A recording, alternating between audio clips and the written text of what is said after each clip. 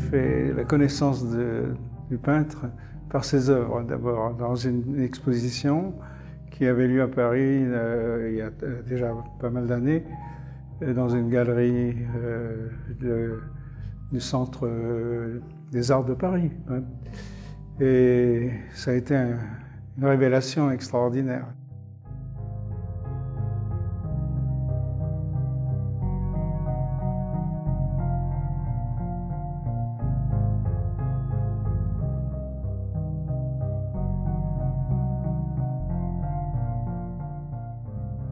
Moi c'est évidemment très touchant, notamment à l'Institut hongrois, puisqu'il était très attaché à ses origines hongroises, à la culture hongroise et au lieu, puisqu'il a déjà exposé ici.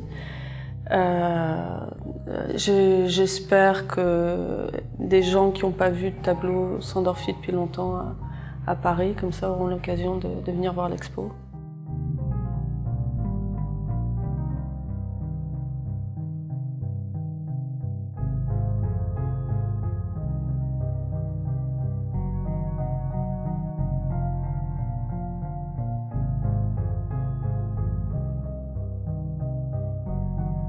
Sandorfi a réussi à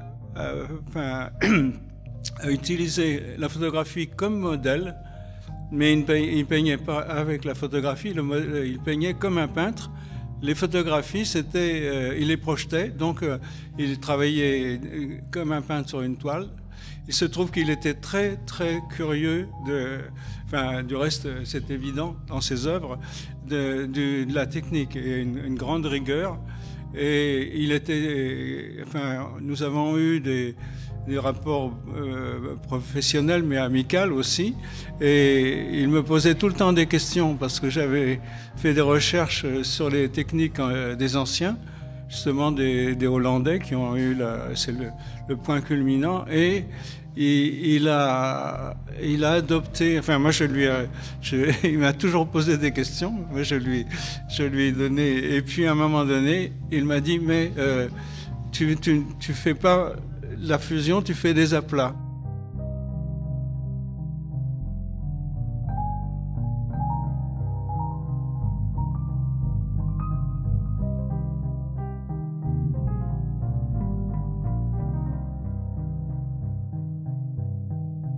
Bizarrement, il était très candide, très ludique, comme un enfant, littéralement.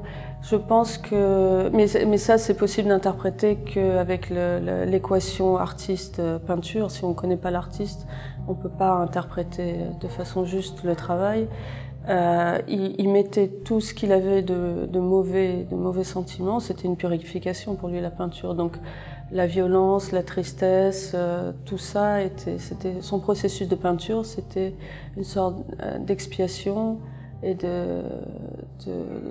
d'évacuation des sentiments les moins intéressants ou les plus nocifs qu'il pouvait avoir. Normalement, quelque chose annoncé au Japon en début 2019, également en collaboration avec le MEAM, donc avec le musée de Barcelone avec lequel vous avez collaboré maintenant, peut-être quelque chose à New York.